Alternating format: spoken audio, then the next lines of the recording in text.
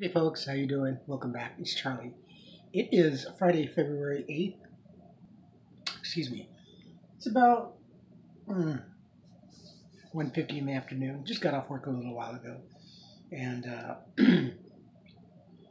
had to stop off at Starbucks, check on email and stuff like that. But I just wanted to check in with you folks.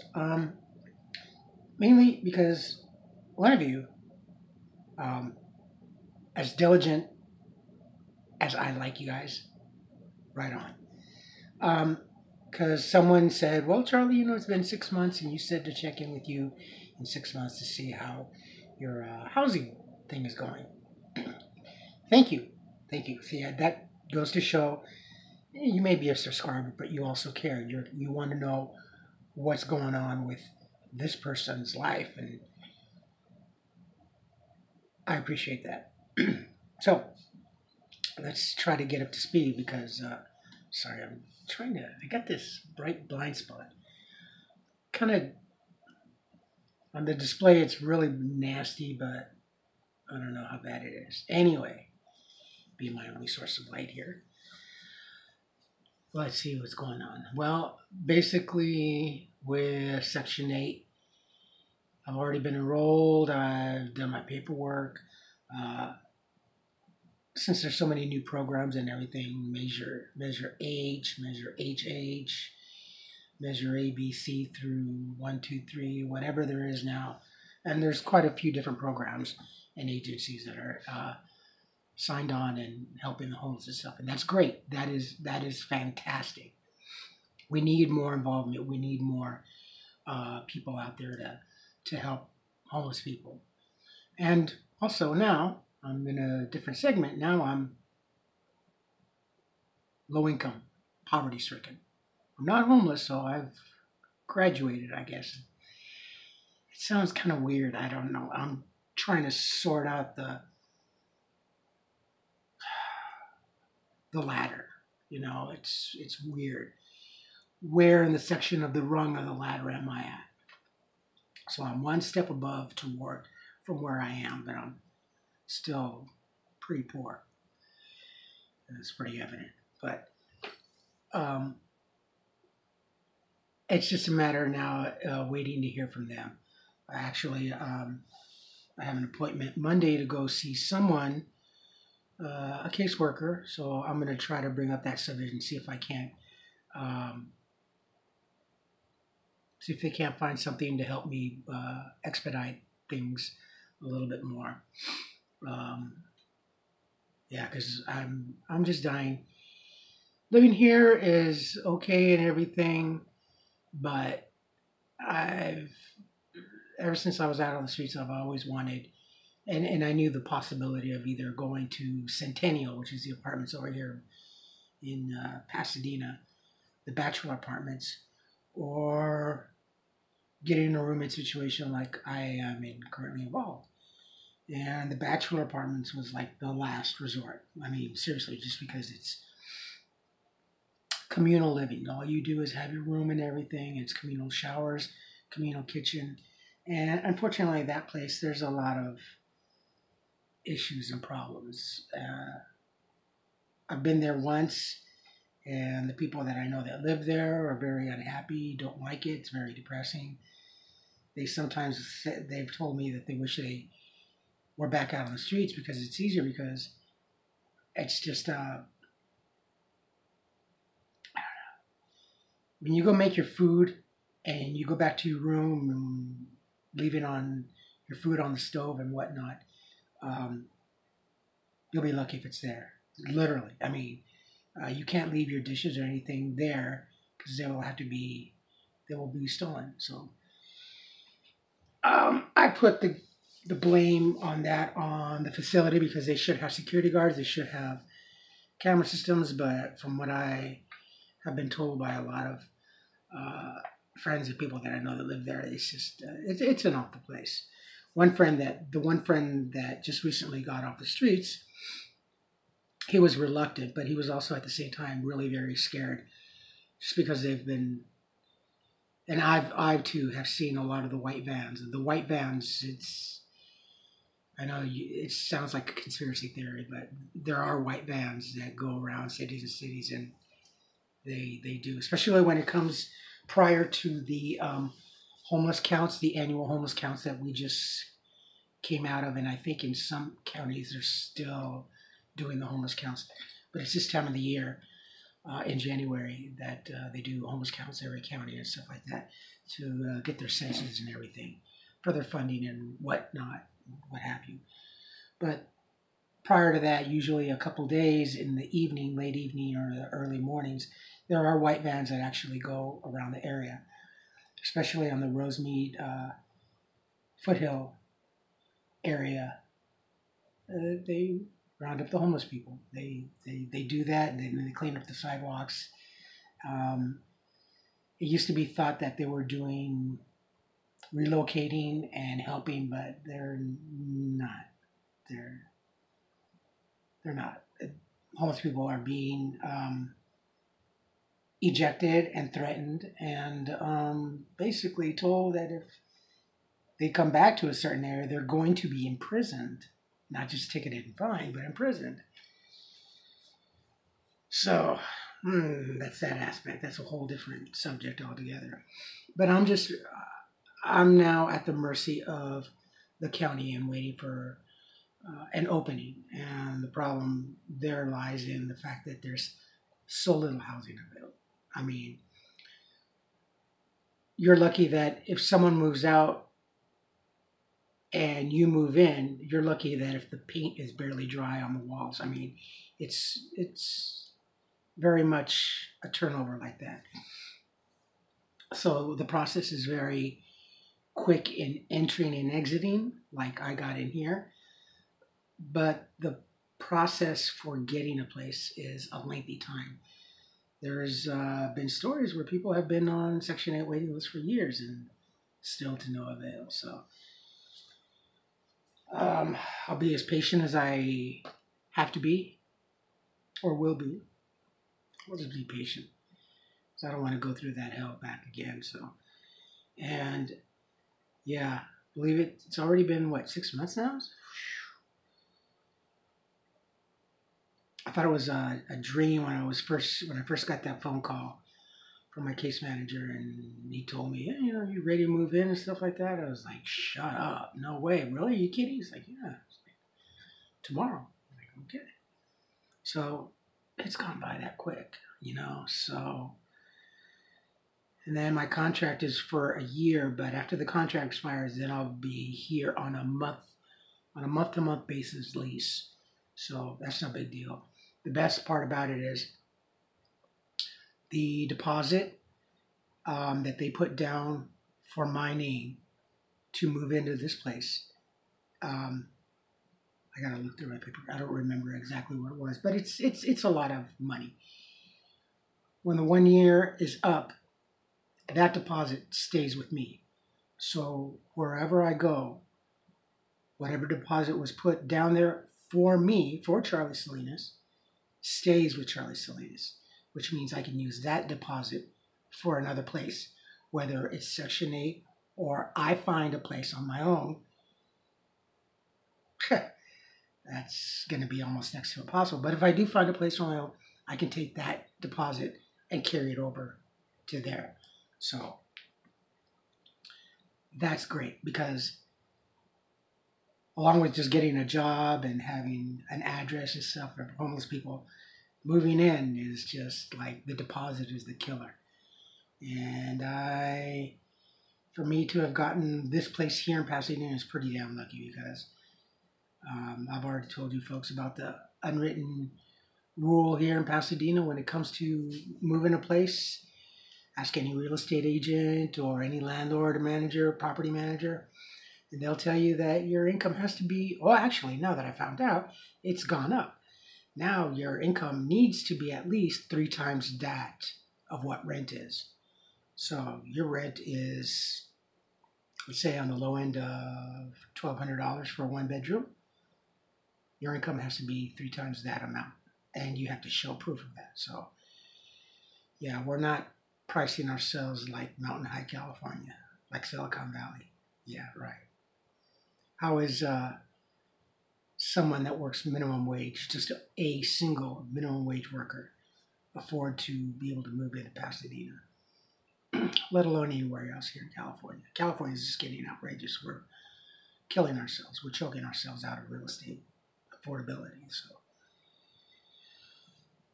but that's pretty much where it is today. I'm just doing my part. I'm still employed, paying my bills. Lost a bill because I could no longer afford my cell phone bill after all these years of having my T-Mobile account. I was faced with either pay rent or have a cell phone, and let's see how far that'll get me. Yeah, well, so I had to forego the cell phone. So I am cell phoneless. But I did manage to go to MacArthur Park the other day on my day off, and I still qualify for an Obama phone. So I went and got a government phone. So not too happy, but at least it keeps me in communication with whoever needs to get a hold of me or whoever I need to get a hold of. So having a phone this day of age, more than ever before, is a necessity. It used to be a luxury, but now it's more of a necessity than anything. So I got my cell phone. And hopefully here, let's give it another 6 months. Let's give it the full year. July 17th, I believe, is when I moved in. By July 17th, hopefully something will come out, Just being as patient as possible. That's all I got now. Patience got me through purgatory. And that's pretty much the best way I can describe being homeless is purgatory. You're neither alive or dead. You're neither wealthy nor poor because you don't know where you stand in life, So that was my purgatory, was being homeless. As much as I tried to do my best, it was my hell. That was my own living hell for Charlie Sanchez Salinas. So don't want to go back there. I'm not going to say that I'm never going to go back there, because as soon as you see something like that, boom, fate kicks the door down and hauls you off kicking and screaming. I don't ever want to go back there. I will say that. And I will do my best to keep from happening. But I'm always ready. I'm stressing. This past week alone, I've been stressing over bills and rent and everything, and I'm flat broke as hell. For the rest of the week, until payday, I'm having to walk to and from work because I don't even have bus money. So, and that's a 3-hour walk there and a 3-hour walk back. So,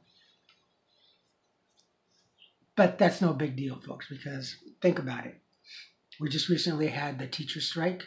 Now, these people went how long without getting paid, and every day they were expected to be on the picket line. So they can do it. I can certainly walk to work and from work. That's no big deal.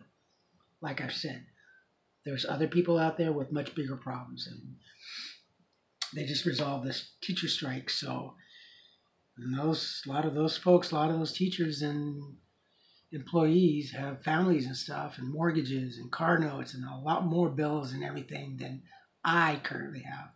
So me, my new problem, muy chiquito. Problema es muy el smalo. But it feels like the weight of the world to me.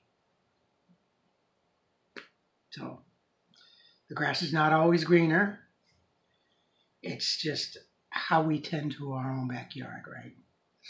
And even if there was a little yellowing on our grass, it'll get covered up soon. It'll turn green again. So I'm not worried. But I just got a phone call and I talked to case manager. So things are happy. Things are a lot better. So I'm a lot happier.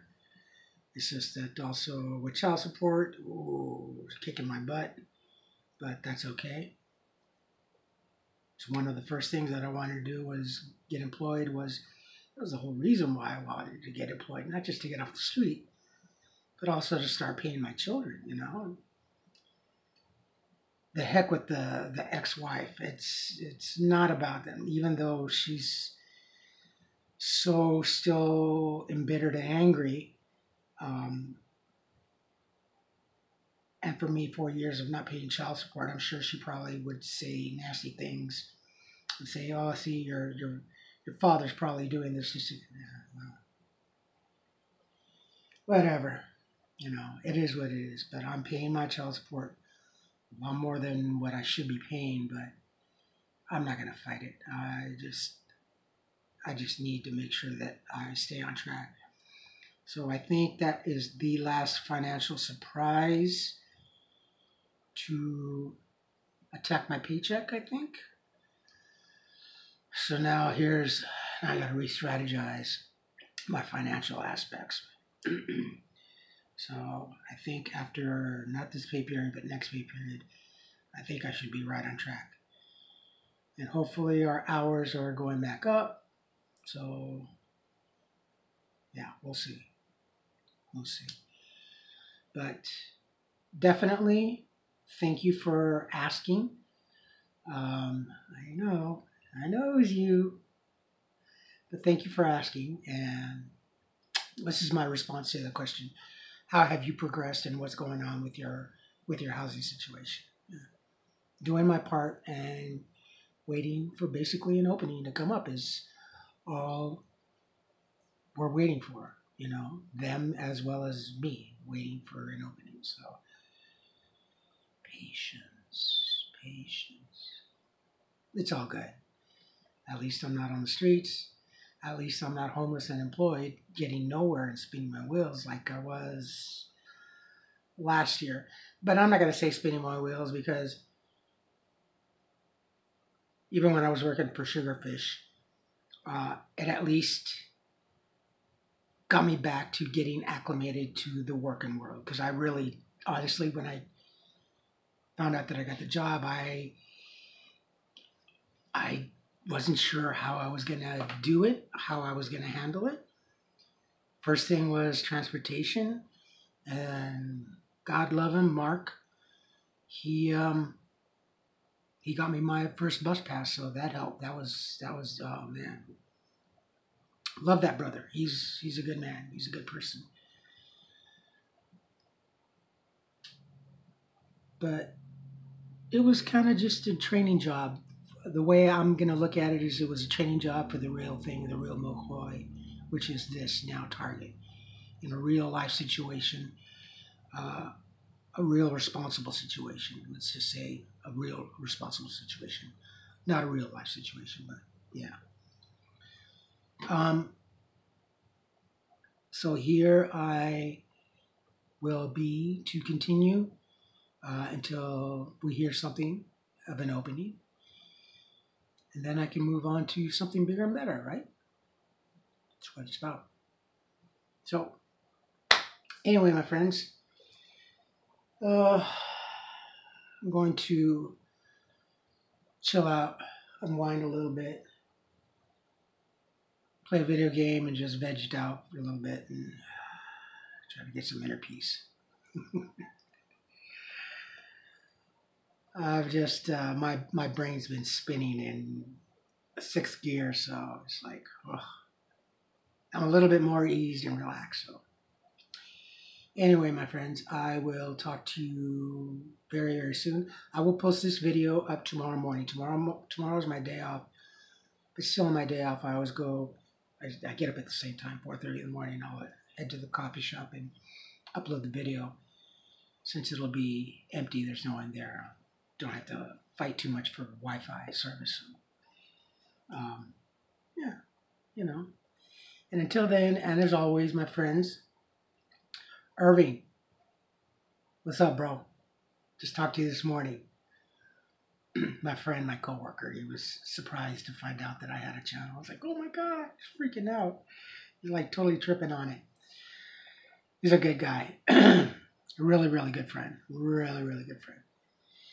All right, my friends. So you folks take care of yourselves, take care of each other, but always take care of yourselves first. Love one another, trust one another, be kind to each other, help one another. Don't take today for granted or any other day thereafter. Live for the moment. Pull down your pants and slide on the ice. How long have I been doing this now? A long time now, it seems like. Wow. If you like this video, hit the thumbs up. If you like what I'm doing, what we're doing, hit the subscribe button. Hit the bell notification button. Tell your friends and family about me, about us. Let's go viral. Let's do something.